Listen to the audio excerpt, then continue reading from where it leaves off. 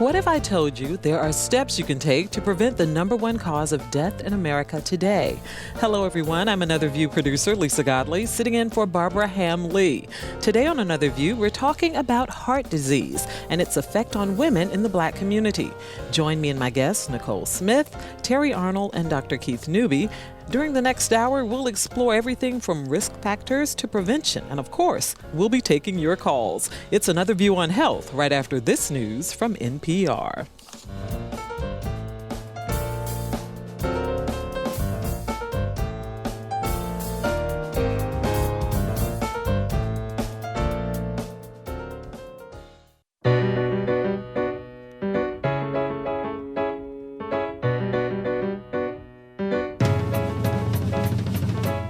Discussing today's topics from an African American perspective, this is Another View. Good afternoon, everyone. I'm Another View producer, Lisa Godley, filling in for Barbara Ham-Lee, who's attending a workforce development conference today. On Another View today, we're talking about heart disease. It might surprise you to learn that almost a fourth of all deaths in the African American community are caused by heart disease. That makes it the deadliest disease in the Black community.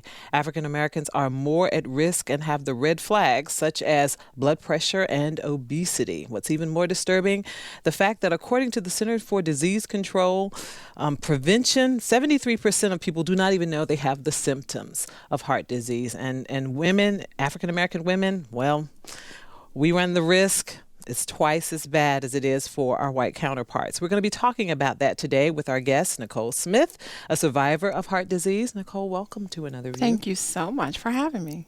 She's going to talk to us about the things she's been through. Teri Arnold, who's the Director of Marketing and Communications for the American Heart Association, American Stroke Association. Yes. Teri, welcome. Thank you.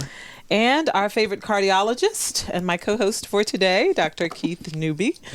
How are you? I'm good. All right. I'm very good. Let's start today talking about exactly what this is. What is heart disease? I've heard people say, when you're experiencing chest pain, discomfort, angina, what exactly is going on in your body? I think the first thing is the definition of heart disease, and that's anything that affects the heart or the great vessels. And great vessels are the aorta, the carotid arteries, and the peripheral arteries. So a lot of people don't necessarily look at peripheral vascular disease as heart disease, but it's a form of it because of its connection to the heart. So I always categorize heart disease into 4 categories personally. And that's, coronary disease, heart failure, valvular heart disease, and arrhythmias. And arrhythmias, and I always like to use an analogy of the heart to like a house. You have your structure of the house, which is like the heart itself. Doors which separate room from room. I look at that as like the heart valves. You have chambers of the heart with like the rooms in which are separated by the doors.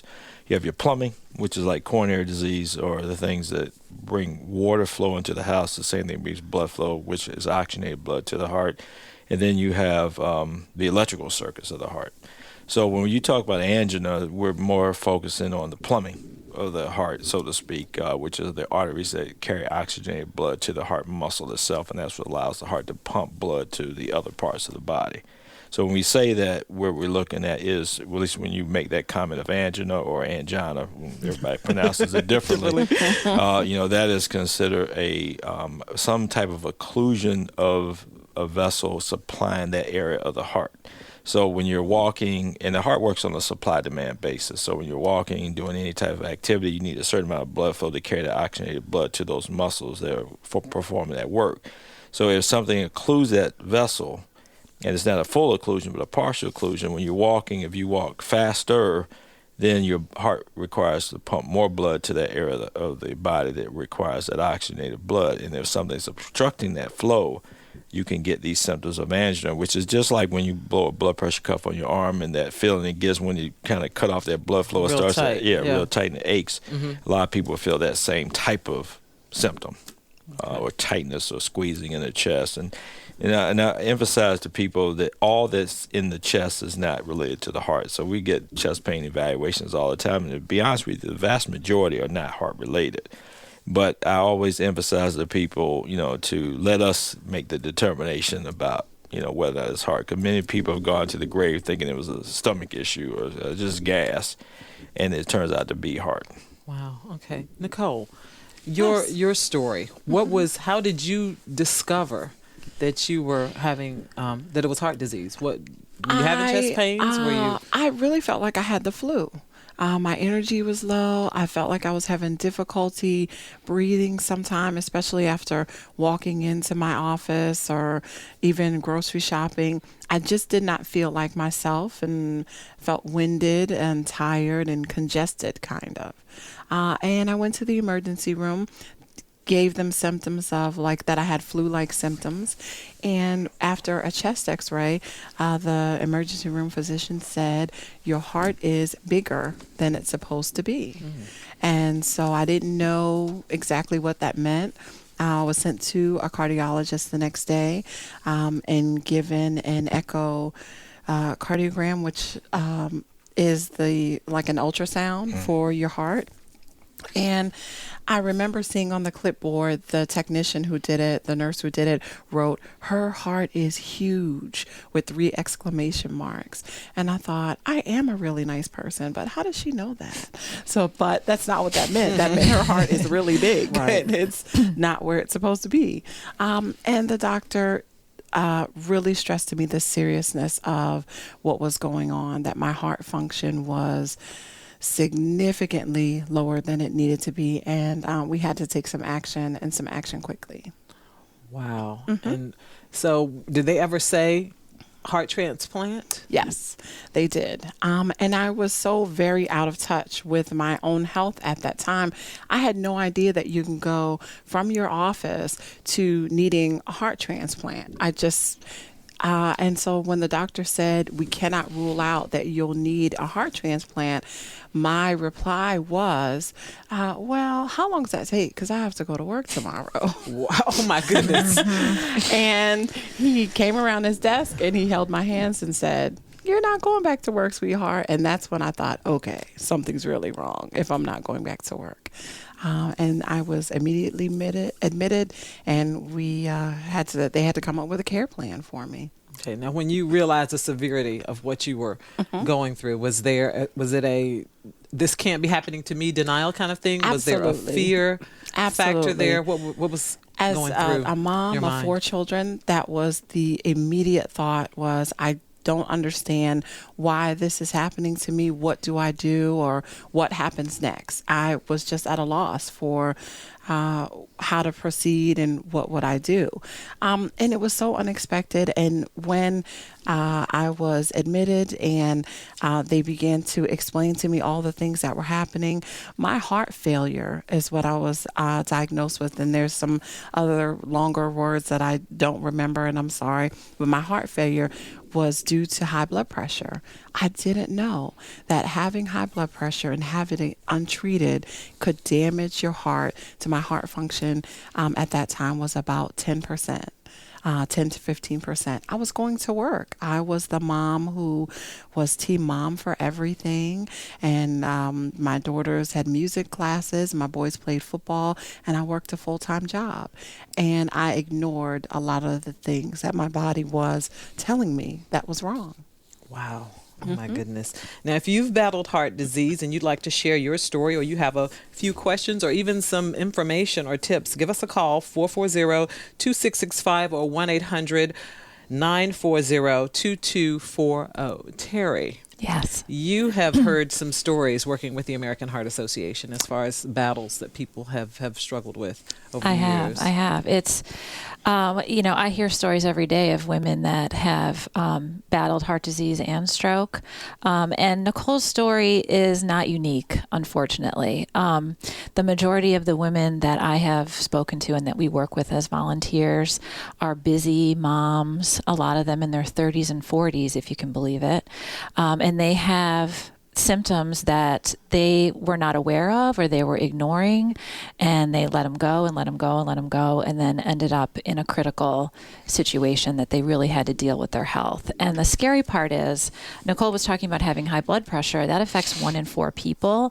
That's about 50 million people right now have high blood pressure, and a lot of it is untreated, or people are unaware of it, or if they know about it, they're not getting the proper treatment for that, and it is a silent killer because you can't feel that. And so it's really important that people know their numbers. That's what we're always trying to push out at the Heart Association. Know your numbers, go to your doctor, try to prevent this before you end up in a critical situation. And actually 1 in 30 women will die of breast cancer, but 1 in 3 will die of heart disease. When you say that, my eyes widen, and I think about it because I was reading the numbers, and it was saying women ages 20 and older, 49% have heart disease. And the first thing that went through my mind was there are a lot of people walking around here with heart disease that don't know they have heart disease. Yes. If the numbers are that high. Yes. And the scary part is, of African American women ages 20 and older, 48.9% have cardiovascular disease, yet only 20% believe that they are at risk. Oh, yeah. okay. So we have a lot of work to do as far as getting that information out to women. So they have to know the signs and the symptoms, but the prevention piece is really key. And getting to your doctor, going to your doctor on a yearly basis, knowing those numbers, your cholesterol, your blood pressure, your family history. It's very important to know, did my father have high blood pressure? Do I have stroke risk factors in my family? To know that and get that information, because we've had a lot of women survivors that have said, well, I had no idea that I was at risk for heart disease. One woman who's a national spokesperson actually from our region for the Heart Association, she had a heart attack at 37, had a stroke at 38. And because of that, she ended up speaking to her family and found out, her father had a heart attack, that she didn't know her father. Her uncle had a stroke. So there's a long lineage of heart disease in her family that she had no idea about. Okay. I'm going to share a brief story. I remember talking to a good friend of mine, and she was talking about a family member who had high blood pressure, and she was drinking vinegar, and she was not taking medication. And she was like, "What are you doing?" And she was like, "Well, this is just as good." And she ended up passing away. Wow. But I'm just thinking about the information and the importance of people taking that medication. Keith, can you run through some of those risk factors and some of the things that we need to be doing? Because it's just, oh my gosh. Well, the main risk factors for heart disease are hypertension, diabetes, elevated cholesterol levels, family history of heart disease, and I'll kind of touch base with that, and obesity and inactivity. So if you look at some of and that's really unfortunate, so it describes a vast majority of our population. The issue with hypertension and really the definition of that, and I want to make sure people understand that, is the difference between high blood pressure and hypertension. High blood pressure could be a transient thing. If you get somebody that gets a Saturday morning get a call, or Friday morning get a call from the IRS saying, we went back through your taxes, yours $300,000 payable tomorrow. I guarantee if I check your blood pressure 5 minutes later, it's going to be high. Those are transient elevations. Hypertension is defined as a chronic problem. So that means 3 or more elevations, in a different time frame of 140 over 90, either top or bottom number. If it's 140 or higher, or 90 or higher, either one, both or either, defines hypertension. So people just have to understand that comment that was made earlier about people don't feel this stuff. The unfortunate problem in our community is that a lot of these chronic illnesses are asymptomatic. And if you think about it, if you don't feel something, how can you convince somebody they need to do something about something they don't feel? The problem is, though, once something bad happens, by that time it's almost too late. You can address it, but why wait till then? Right. Get it ahead of time. Okay, let's talk to Teresa, who's calling us from Yorktown. Teresa, thanks for calling Another View. Hi, I actually looked up my test results while I was waiting to talk to you, because the last time I went to the doctor, I'm 55. My cholesterol was up, and he was surprised that it went up so much because I never had a problem with it before. So I'm looking at it. It says the cholesterol is 243, the triglycerides are 58, the total HDL is 58, the VLDL is 12, and the LDL is 173. So it's the cholesterol and the LDL that are too high.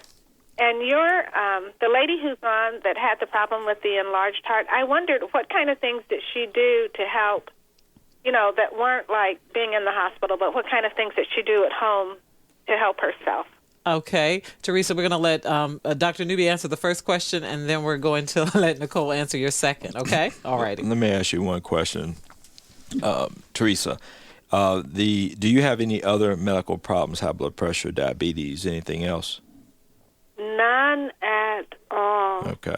But my dad had a very enlarged heart. He had heart disease all his life, high cholesterol, diabetes, and my siblings do, but I never had it. And I always go to the doctor every year to check. Okay. So just all of a sudden. But I love peanut butter, and the peanut butter I bought says 0 cholesterol on it. And my daughter says she doesn't believe that peanut butter can have no cholesterol. She thinks that's part of it. Well, let me say this, that it's not, interestingly, a lot of people think it's the fat in the diet that raises cholesterol. It's more the carbohydrate content that can really get you in trouble. And depending on the peanut butter you have, of course, what makes it taste as good as it does is, I'm sure, sugar's added into it. And you have high sugar content. Now, peanut butter has a lot of protein in it, which is good for you, but it's the rest of it that sometimes can get you in trouble. A lot of people won't eat just peanut butter alone. They're going to eat it with something else, which is typically bread, crackers, or something along that line. And that carbohydrate content is what drives the LDL, triglycerides, and total cholesterol up. Now, your triglycerides sound fine, but your LDL is the issue. Now, fortunately, you don't have a ton of risk factors, so the aggressiveness of where your cholesterol needs to be is not as important when you don't have a ton of other risk factors, but you do have a strong family history. So by that right alone, that cholesterol level needs to be reduced somewhat to help you long term. So I think you need to get with your doc and then see the best way to do that. That could be medications, diet change. But I can tell you, if you look at the data about like low carbohydrate diets versus low calorie diets, that was a pretty profound study indicating that when you ate a lower carbohydrate diet, that your the weight loss was the same when they compared the two, but the cholesterol levels got markedly better in a low carbohydrate diet. So that's something to take into consideration. All righty. Nicole? Hi, Teresa. I really had to change so many things about my lifestyle and what I did. The most important thing I have to say that I learned is I read the labels to everything. I had to change the sodium that my family and I took in. That was an important thing that I had to learn. I had to read the labels for everything. I had lots of medicines that I had to take for my heart disease, and there were definitely lifestyle changes to walk every day, to exercise more, to take off some weight. But I'd have to say the most important thing was the medicine therapy and the reading the labels and changing my diet for myself and for my children. It was a huge change for us, but it was a good change for us. Okay. Thank you so much, Nicole. Keith, you were talking about heart failure. Yeah, just so the audience understands, what she's been going through as it relates to heart failure. Heart failure is that enlargement of the heart. What happened with her is her elevated blood pressures have been going on over the years, and she, had the proper treatment for that. The heart has to push against this high pressure load in her arteries. Eventually, the heart gets to a point where it says, I can't do this anymore. It's really overtaking me, and it starts to dilate. When it starts to dilate, that's when some of the symptoms she was having, the flu-like symptoms, started to occur.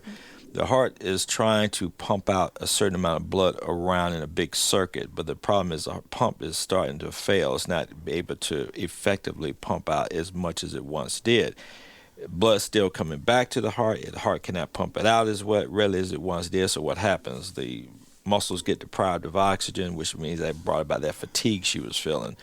It starts backed up into the lungs because it keeps coming around, but it can't get pumped out as effectively. So then the shortness of breath occurs. So, if you look at your heart, I'd use these analogies a lot so people can really understand. If you look at your heart like a sink and you have your drain, your faucet, the faucet is like the veins as it's bringing blood back to the heart. the drain is like the artery's taking it out. So if you fill up that, if you turn on that faucet and the water's coming out and the amount of this coming out is going in the drain, that's like a normal heart situation. Cut that water on faster than the water can drain out, then it's going to start to fill up.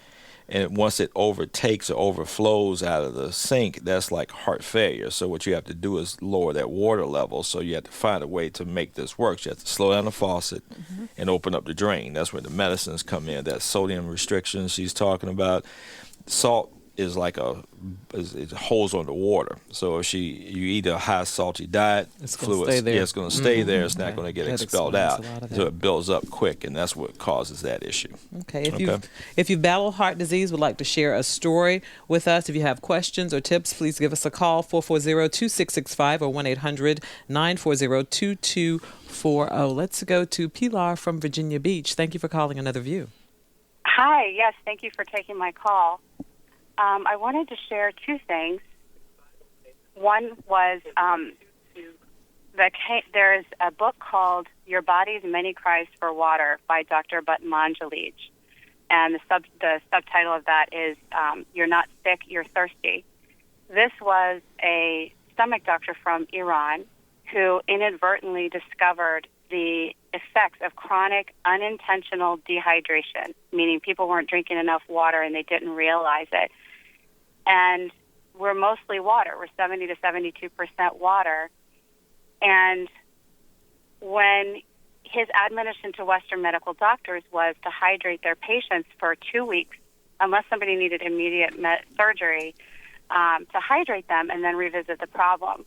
And that when your body is properly hydrated, it doesn't have to prioritize where it's using that water. But what people don't realize is that they are not adding in the coffee that they drink or the sodas. Anything with carbonation is going to dehydrate you extremely. You drink 1 cup of that, you've got to drink 32 to 35 cups of water just to neutralize the acid. So people may drink a lot of water, but they're not getting hydration. And you can read his book and hear the testimonials of what happened when people got hydrated. The other thing was there's a water called Kangen water, which is used in the Japanese hospitals. It has been used over there for 40 years. And that water is super hydrating ionized water. And I know a gentleman who had 7 heart attacks. He has 19 stents in his heart. I know his first name is Mac. I don't know his last name. But his cardiologist, they had to take blood work every so often. He was on 14 medications, 70 units of insulin a day, a nitro patch on his leg, and a sleep apnea machine. And he got on Kangen water, and within a few months, his cardiologist did the blood work and said, I don't know what you're doing, but keep doing it. Ended up taking him off 11 of the medications, and then by the end of a 1.5-year period being on that water consistently, he was off every medication. He still has to take herbs for the stents in his heart, but he's dropped 74 pounds and has a new lease on life just from hydration. Wow. Pilar, thank you so much for calling and sharing that information with our listeners. We really appreciate it. Thank you. Just something okay. Teri, I want to ask you a couple of questions based on some things about salt. Because, and then I'm going to go back over to the good doctor here. I've been reading some different articles as I was preparing for this show, and one of the things I kept seeing were different numbers as far as what our salt intake should be. One said no more than 300 milligrams of salt. Another one said, I think 2,300 was the maximum that you were supposed to get. One said 1,500, and there were just various numbers. And I know whenever I pick up a can of anything, it's like 600 something of sodium. And I'm just curious as to what the American Heart Association says about what our sodium intake should be. Well, we say about 1,500 milligrams is the max for your day, but it is extremely hard to do that unless you're eating just fruits and vegetables. What we recommend to reduce that salt intake is to go to the store and walk the perimeter. So you're getting the majority of your foods are fruits and veggies, and you don't have to worry about that salt content because that's mostly in processed foods, which has high salt and high sugar content and high fat. So we do recommend that, but sticking to that 1,500 can be very difficult when you look at, different foods like soups. It's hidden in a lot of things like meats, cold cuts, cheeses. Pizza has really high salt content. So just having an awareness of those really high salty foods and then working towards moving as much as you can towards the veggies and the fruits in your diet. Okay. All righty. Now, if you're just joining us, we're talking about the silent killer, heart disease. Did you know that every single minute a woman dies from heart disease? Not every 10 minutes, not every 20 minutes, every minute. Now, I'm Lisa Godley, filling in for Barbara Ham-Lee, and I'm joined by Nicole Smith, a survivor of heart disease, Teri Arnold, the Director of Marketing and Communications for the American Heart Association, American Stroke Association, and Cardiologist Dr. Keith Newby. And if you have a story you'd like to share, if you have some information you'd like to share, give us a call, 440-2665 or 1-800-940-2240. Keith, this salt thing. I think the thing to really keep in mind as it relates to that is the amount is extremely important as part of a whole kind of picture. What's happening is as your salt goes up, your fluid retention goes up. You can offset some of that by drinking less water, which you should be doing anyway. A lot of people have this idea, and Drinking less water or more water? Well, you drink less. Okay. A lot of people have this idea they should be drinking, I'm supposed to be drinking tons and tons of water. I'm like, that's why you're always in the hospital with heart failure, because that's the wrong thing to do. So people understand that the whole process, the wives' tale of water, is important in that a lot of times if you're drinking more water, you're eating less food. That's kind of the whole point of that. The problem is when you have heart disease, especially like heart failure, that extra water is going to be held on to you, a lot of situations, because your heart cannot pump out fast enough to get that out to your kidneys to make urine. So what's happening is you're holding on to that extra water, which makes you fill up with fluid faster, which makes you short of breath, and all these other things that happen. So really what I try to tell people, and what we do a lot of times in the hospital, we're holding like to 1,200 cc's of water a day, which is not very much if you really think about it. You're just a little over a liter, which is tough. It's talking about that salt issue. I think what you have to do is find a balance for people. What I usually tell them, because I know to do something in the hospital when I know goodness well they're not going to do it on the outside, is to me foolish on my end, only because I want to try to get the medicines as fine-tuned to what they're going to be like when they go home. Usually when they first hit the door, we're really tight on the restriction. Then I start liberalizing it to what I think they can actually achieve at home. So I usually do 2 grams of sodium or less, even though I know 1,500 is better, but realistically, I know if you've been cultured to eat a certain amount a day, it's going to be hard for you to do an immediate change. A lot of times you try to do gradual. I say start here, work your way down. So we start off with that and the fluid restriction. And I usually tell people as I have a guy, like a 2-liter Coke bottle, you empty that out, fill it with water, and get your number of glasses you normally would use and pour it out so you know how many glasses that would be. I said that should be the most you should have in a day.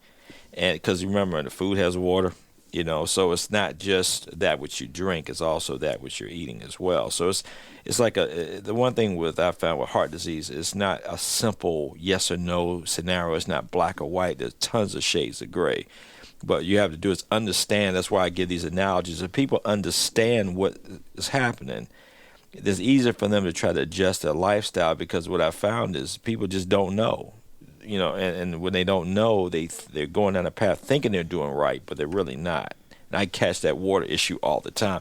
I'm drinking tons of water, and I'm like saying that's why you keep gaining weight, because you're drinking too much water. You got to cut back on that. Okay, all righty. Nicole, how did you change? What did you have to do as far as your food intake? Well, I had unfortunately 2 strokes while I was in the hospital, and they were coming up with a care plan for my heart failure.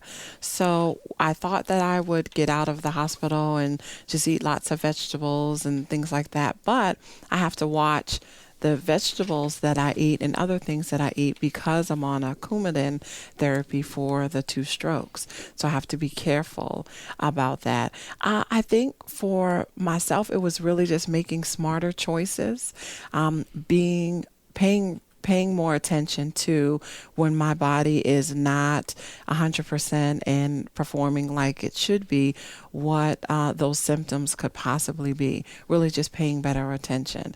But I had to honestly eat more. What my doctor found out was I wasn't eating enough, because like a lot of women, I'm going to be on this diet, then I'm going to do this new diet or some sort of diet. So I was skipping meals because of my busy schedule.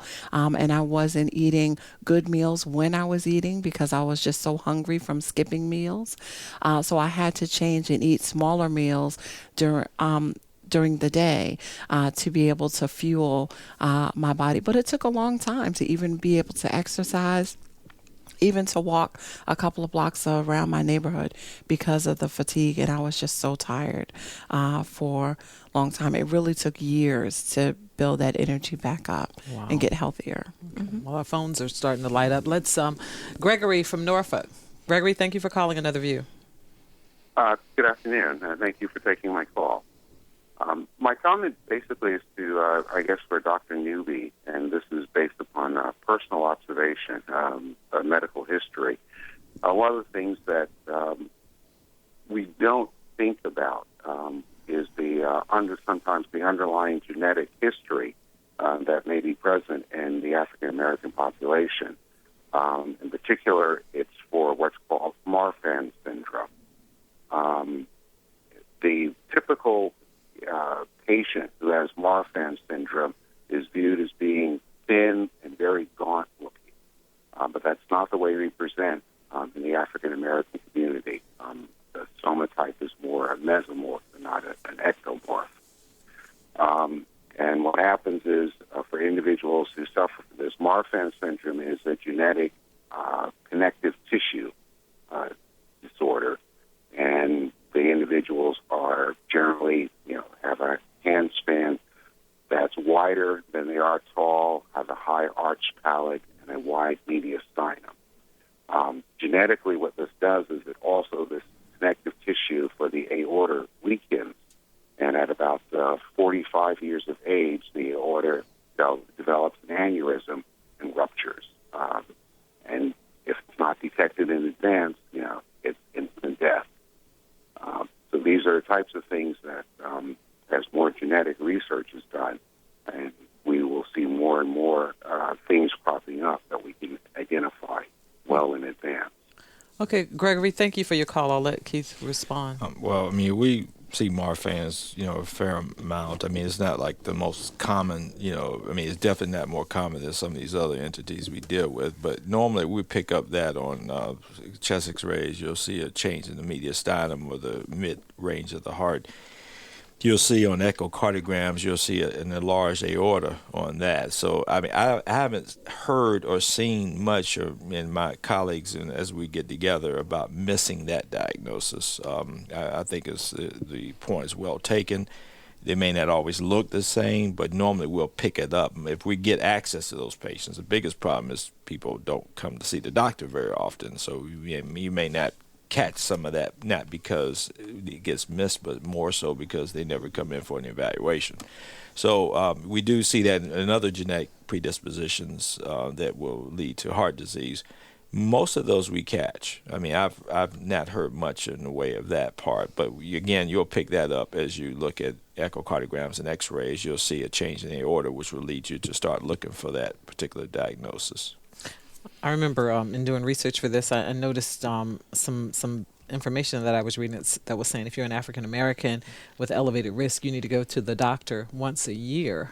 And I always thought that it should be more than that, especially if you had an elevated risk. Well, it depends on if that's a controlled elevated risk. Again, the thing that I kind of emphasize to most people is most folks, you can't even get them to go once a year. So, you got to get past that part right from the get-go. But past that, the issue is really trying to get people to understand the importance of controlling that risk. Because, again, a lot of these things are asymptomatic.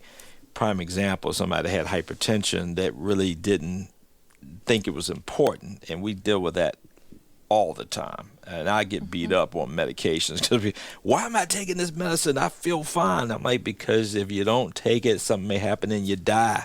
And we're trying to keep that from happening. So a lot of it comes down to that issue of, you think about if you have pneumonia or you have some infection somewhere, you feel bad.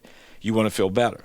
Somebody says, take this medicine, you'll feel better. You'll take it up until the time when you feel fine. And most people, if you look at how many people complete their course of antibiotics when they have pneumonia, I guarantee you 90% don't finish it. They take it up to the point when they feel better, then they stop. And that's what we run into. And it is worse with hypertension because you feel fine anyway. So you try to tell somebody, take this medicine because we're trying to help you.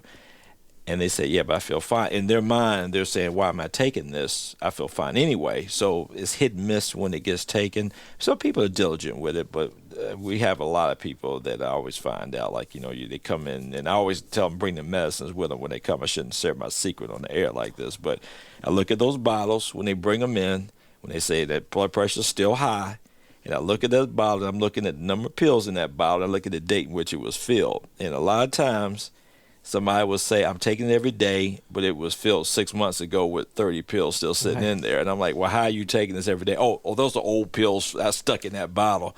I'm like, okay, whatever. I said, just take the medicine. That's the only thing I can advise you to do is if you take it, we can help you.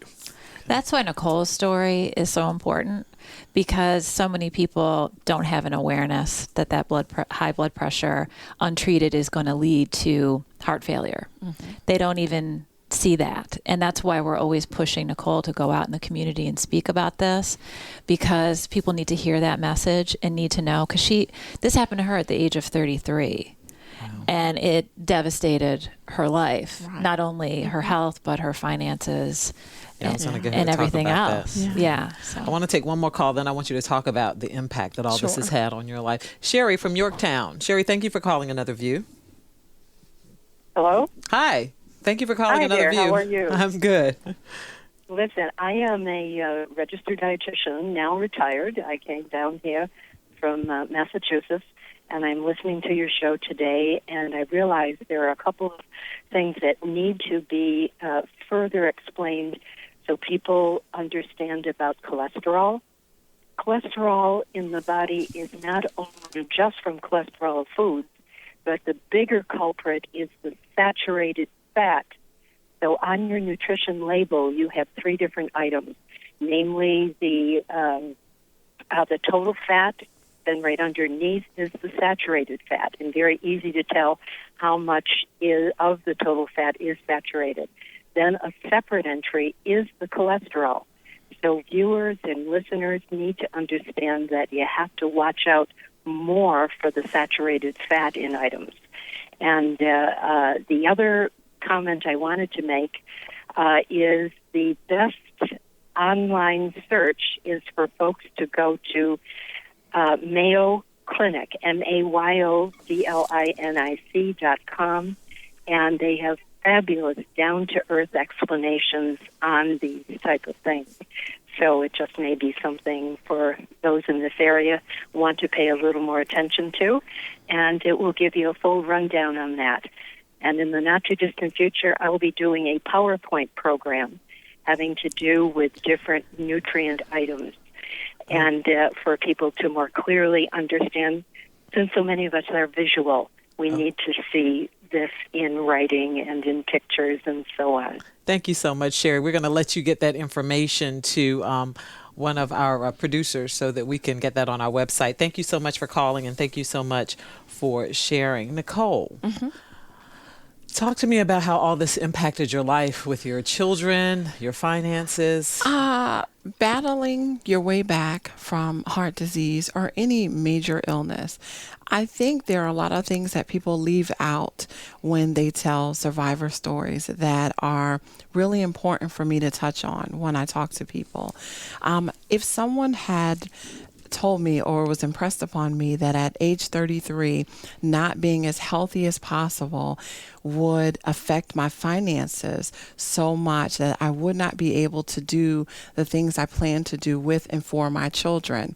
That would have made me certainly pay more attention to my health.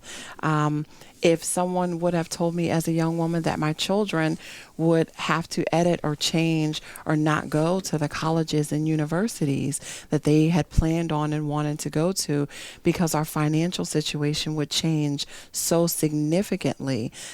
Because when you're not working, and I haven't, that was when I was age 33, I'm 44 now, and trying to get back into the workforce with a 10-year hole in my resume. All from ignoring symptoms from high blood pressure. So the far-reaching consequences of having good health really affect the quality of your life in so many ways that we really need to let people know. There's so many things that you battle with your finances and depression because at that age, your friends are buying homes and buying new cars and making progress in life. Because of your illness, my illness rather, I felt like I was standing still and I was getting healthier, but I wasn't doing the things that a lot of times my peers were able to do. Right. And so it was definitely, it's been a huge learning experience, a blessing, and I'm able to share my story with other women. A lot of people don't think about the financial ramifications of, okay, if you live, then what happens when you don't have a 401k and right. IRAs anymore and things like that? What happens to your life? Wow, that's a whole lot to think about. I want to give you each just a couple of seconds because we were just about out of time. We're going to go into another topic to say something to our listeners before we close out. Well, just quickly, because I'd like to have them have the majority of the time, but just go to the doctor, get seen, and make sure that you don't ignore if somebody says your blood pressure's high, you have diabetes or high cholesterol, don't ignore the signs. Just make sure you get checked out. Okay, all righty. Teri? I would just like to say that 50,000 African American women die of heart disease a year. This is an epidemic, and women need to tell their mothers, their sisters, their coworkers, their friends, that they need to make this a priority in their life. And I would encourage women to go to goredforwomen.org, which is our website. And that is our campaign to get women up to speed on the prevention so that they know exactly what to do so they don't have to deal with this in their lives. Wonderful. Any last word, Nicole? Yes, I would have to say once you know better, you do better. You're in charge of the quality of your life. You're in charge of the quality of life a lot of times for your family and for your children. So make better choices. Get family history. We don't share family history enough as African Americans. So get your family history. Change things at even the family reunion. It can start with you, and things can get better, and live well and live really well with good information for you and your families. Thank you so much, everyone. Thank you. Thank you Dr. Keith Newby and Nicole Smith and Teri Arnold. Now, I want to take a few minutes to talk about another health-related topic, Celebrate Healthcare's Hampton Roads Marketplace Enroll Fest. And joining us on the phone to tell us about it is the president, Gayleen Canoyton. Gayleen, hello. Hi, Lisa. How are you? How are you doing? I'm doing well. Good. Doing well. I understand time is running out to enroll. Yes, you have until March 31st to enroll, and then it'll start again, hopefully, I think in January. They haven't set a date yet, but March 31st is the deadline to enroll in an affordable care plan. And we're having an event coming up next week, March 7th and 8th, at the Hampton Roads Convention Center from 10 a.m. to 6 p.m., and this will be a venue, an event where people can come and learn about health care, enroll in the health care right on site. Businesses can attend workshops and learn about health care. Individuals, there'll be workshops for individuals as well. Healthy family partnerships will be having a kids zone area for kids because it's going to be a family event. They'll be raffling off a bike each day. And then also we will have Bonds of Course, Virginia Health System as our title sponsor, and they will be there conducting health screenings along with other healthcare providers will be there as well, too. We have Centera and Riverside. They will be there as well, too. So we are very excited about this event. We're going to have many workshops and seminars for the whole family on next Friday and Saturday, March 7th and 8th at the Hampton Roads Convention Center. Now, Gayleen, I understand that getting young people to sign up has been a struggle a little bit. Yes, and we call them the young invincibles. Many times, we were all young and figured that I don't need health insurance because, I'm not going to be sick, and unless I need to get sick, I'll go to the doctor. Well, we put gas in our cars. Just like we put gas in our cars, we need to put premiums on our body. And so it's very important that everyone have health insurance. We enrolled a young person, I think she was 24 years old a few months back, and she paid $14 a month for her insurance. And she gave me a call about a couple of weeks ago to tell me that she went and got her mammogram because our preventative care is included in your insurance. So she went and had a mammogram, and they found a lump. A very small lump on her breast. And had she not gotten the insurance, she would never have known. Wow. And she was 24 years old. So disease is not discriminatory among age. Anyone can get sick at any given time or have something happen to them. So the earlier that something is detected, a condition is detected, the better it's going to be. Better that person will be off with it. So we are encouraging everyone to, please enroll in the health care if you don't have any insurance. If you work part-time, yes, your employer have to offer it to you, but you don't have to take it if you work part-time. You can really go on into the marketplace yourself, and there's other parameters even for full-time employees that they can look into and it's parameters for a criteria for them as well too. But we would like everyone to come to the Hampton Roads Marketplace and Road Fest next Friday and Saturday at the Hampton Roads Convention Center and attend these workshops. We're even going to have a job fair too because now when people start going to the doctors, the jobs is going to be available. Right. And so we need people to be certified in certain positions, to fill these jobs. So we'll have healthcare jobs available as well as other jobs, not just in healthcare. We'll have law enforcement there and other jobs there as well too.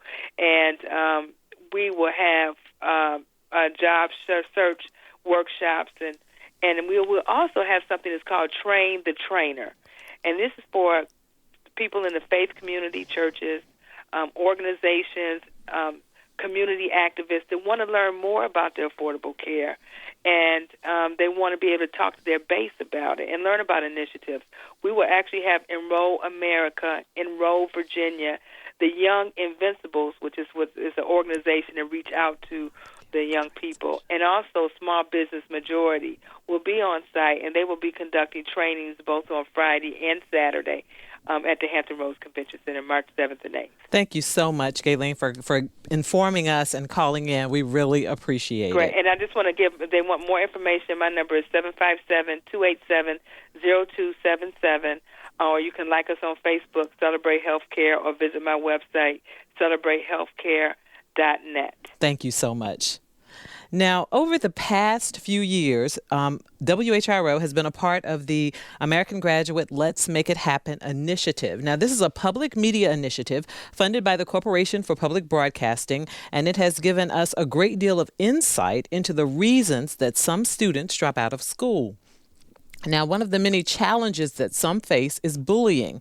That's why the Virginia Center for Inclusive Communities is holding an anti-bullying conference next month in Newport News. The keynote speaker for this event is a man who takes an unusual approach to educating the masses. In fact, he often takes uncomfortable situations and turns them into teaching moments. His name is Dr. Michael Fowlin, but you can call him Mikey. Michael Fowlin wears an array of hats: actor, psychologist, and poet. I've been accused of making people feel uncomfortable, but I'm never there to make any one person feel uncomfortable.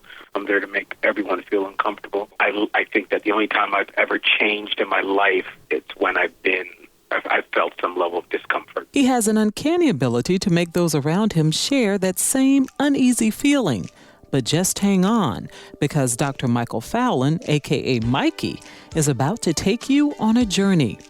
To give you an idea of what I mean, one of his presentations centers on a young man named Peter who has cerebral palsy.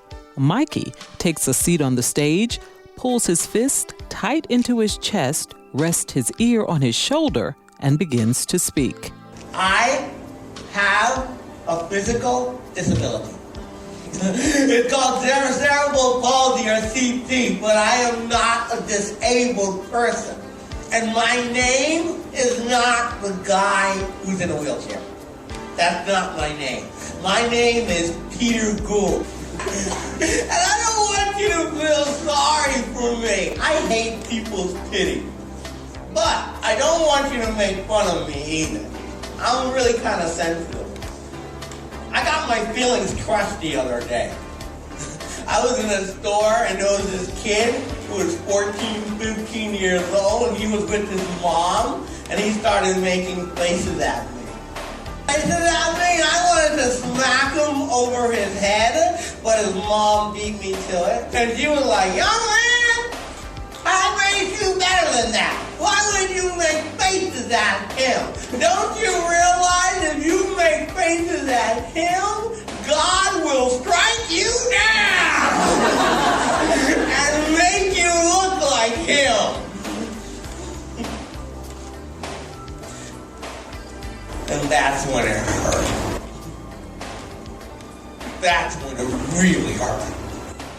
Mikey says he got the idea for the character of Peter one day while out taking a walk. I started to reflect upon areas of diversity, for example, that are touched upon, and one of them is just people who have physical or mental challenges. When I was younger and I was around somebody who had a physical challenge, I would see them and then I wouldn't want them to feel uncomfortable, so I'd make it even more uncomfortable by looking away. And I just wanted people to feel the connection that it's not just, quote, the normal population that cries themselves to sleep at night and asks why are their lives like this.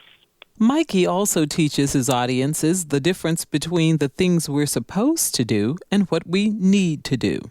You may need to be the person who sits next to the individual who eats alone at lunchtime every day.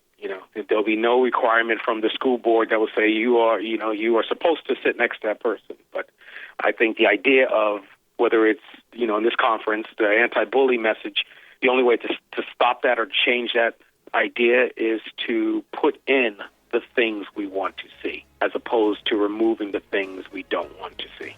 And he uses a childhood reference to make his point. In first grade, the only thing I truly remember from first grade was one class assignment from my beautiful teacher, Mrs. Murphy, where she handed out a piece of paper that had animals and objects on it. And then she gave out the simple directions of finding the things that are different and crossing them out, because difference meant something that should not belong. And I want to, so my idea of my show is to go back into that first grade self and to go and look at that piece of paper again. And when you find those things that are different, you put a smiley face next to them. Now, Dr. Michael Fowlin is the keynote speaker at the Anti-Bullying Conference presented by the Virginia Center for Inclusive Communities. It takes place Friday, March 14th. From 8 a.m. until 3 p.m. at Thomas Nelson Community College. To learn more, go to www.inclusiveva.org/anti-bullying-PHP. These events and more are on our website, anotherview.org. If you haven't already, please sign up for our eView newsletter, a once-a-week reminder of upcoming shows. Thank you for spending the noonday hour with us. Our producer, Morgan Chase, graciously filled in for me. Audio engineer, Victor Bowen, and Austin Bell, who answered our phones. Barbara will be back next week, and we'll see you then for Another View.